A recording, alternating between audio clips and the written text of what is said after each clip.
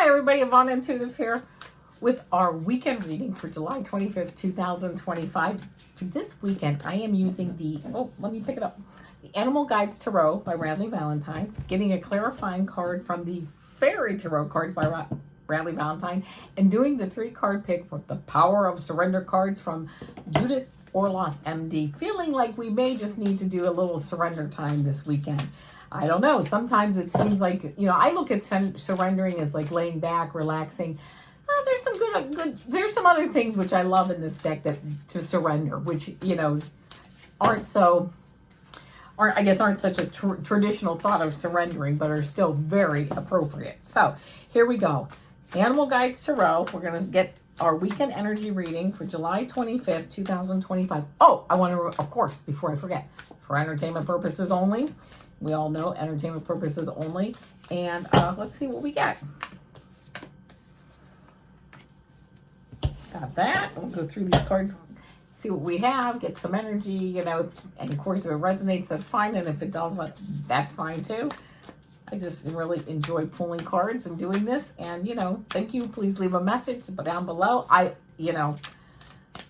always really just enjoy pulling cards and doing this. So here we go. 10 of Air. Here we go. First card. Look at this. I love this. Siberian Husky Dog.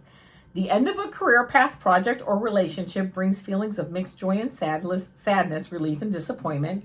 Put aside your fears about these changes and trust that a brighter future awaits. Okay. Then we get the 5 of Air. Collie Dog. Your current path isn't leading you toward the happiest possible outcome, so why not change it? Always maintain integrity and compassion, but be alert to the hidden agendas of others. Okay. And then 3 of Fire. This is the Sea Turtle. Stop to take time to review and make long-term plans, capitalizing upon your past successes.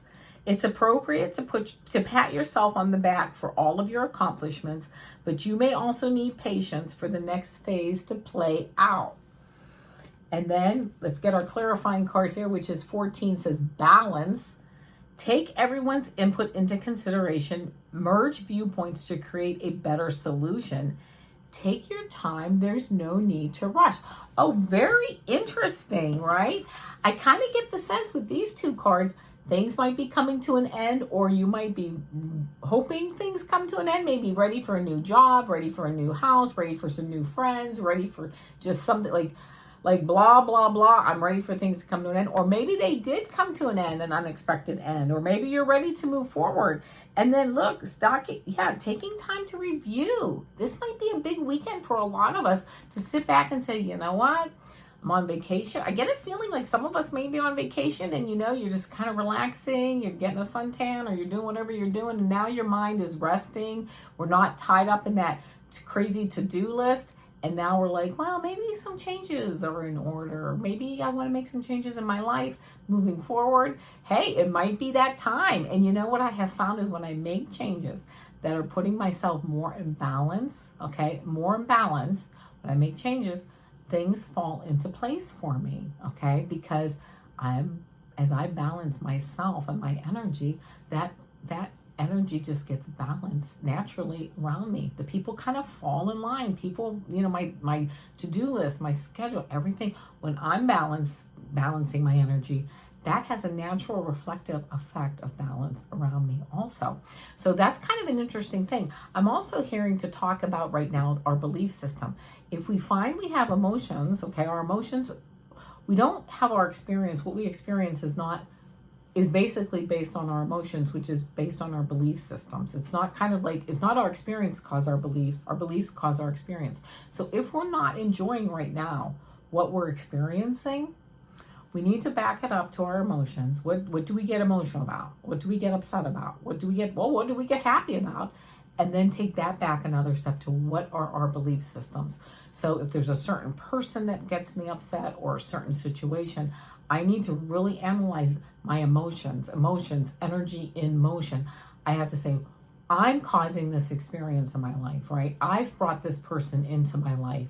It's not kind of the other way around. It's not reverse. It's if I don't like something in my life, or if I'm not happy with something in my life, a person, a situation, a job, whatever it is, I've actually brought that in because of my emotions, then taking it back because of my belief system. When I change my belief system, changes my emotional reaction to something, changes that situation. That situation may not go away, but I look at it differently once my belief system has changed. So, what's a good example? If somebody kind of irritates me, right, for whatever reason, they're just not my cup of tea. We all have people like this in our life, and I'm sure I am like that in some people's lives, and I'm probably just not their cup of tea. That's fine. But if I know someone, they're just not my cup of tea.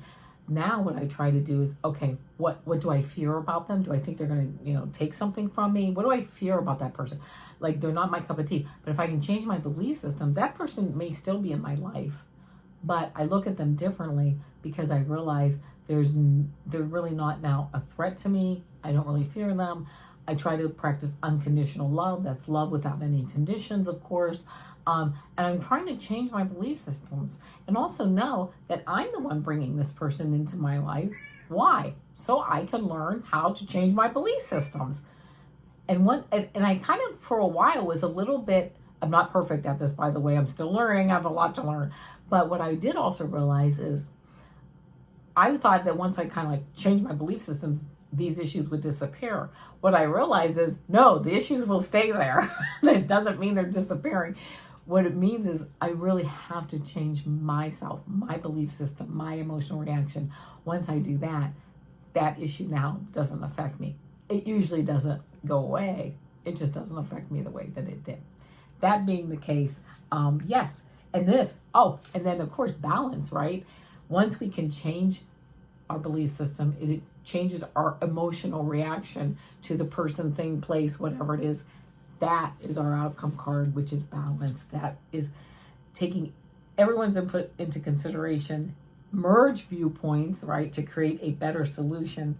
And take your time. There's no need to rush. Why? Because it never ends. And we can't get it wrong. It's something that we're going to be practicing, really perfecting, really forever, right? So we're practicing, we're perfecting. We can't get it wrong. And it never ends, my friends. So, we just do the best we can. I do the best I can to get through the day and to learn and to always just try to act on my highest excitement with no insistence on, no insistence on the outcome, staying in the most highest positive, frame of mind that I can stay in, right? And again, updating my belief systems when I can. That all being said, I am now going to pull the cards, the Power of Surrender cards, to do our 3-card pull. So here we go. Let's see our 3-card pick. Let me see what we get. Let me shuffle these cards up for a moment. And that I think is our reading for July 25th. So let me just do a couple more shuffles on these cards.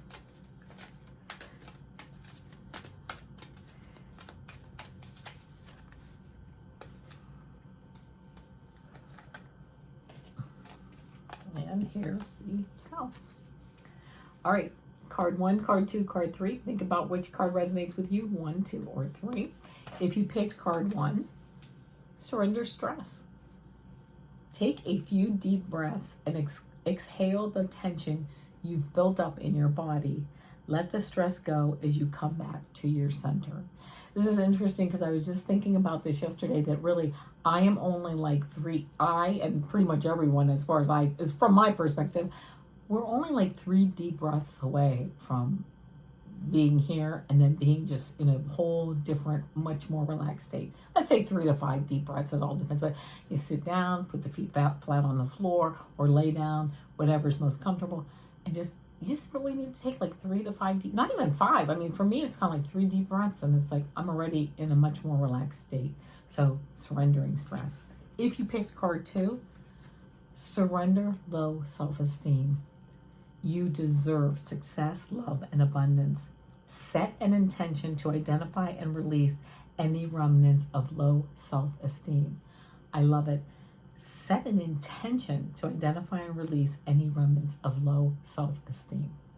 I have a sign in my car on my dashboard. I don't recommend you do this because I don't want anybody to see the reflection and have any issues. But it says, everything is always working out for me. Everything is always working out for me. Yes, I love that. That's it. That's the energy I send out, and that's the energy I get back. Everything is always working out for me. All right, my friends, so surrender low self-esteem. If you picked card 3, surrender to joy. A key to positive change in your life is to let joy in and savor it. Indulge in random acts of smiling. During both the hard and easy times, keep surrendering to more joy. There's really nothing I can say to add to that. All right, I love you guys. I love you for being here. Thank you so, so much. I will be here next week, of course, with Super Duper Girl. Well, actually, on Mondays are my quick 3-card quick pick of cards. Tuesdays are my Super Duper Girl. Wednesdays are my weekly tarot astrology picks for each astrology sign. Thursdays are my weekly energy readings, and today are my weekend energy readings. So there you go, my friends. Thank you so much for being here, and you know what? I love you. Please, I wish all of you a wonderful day and a wonderful weekend, and until we meet again, namaste.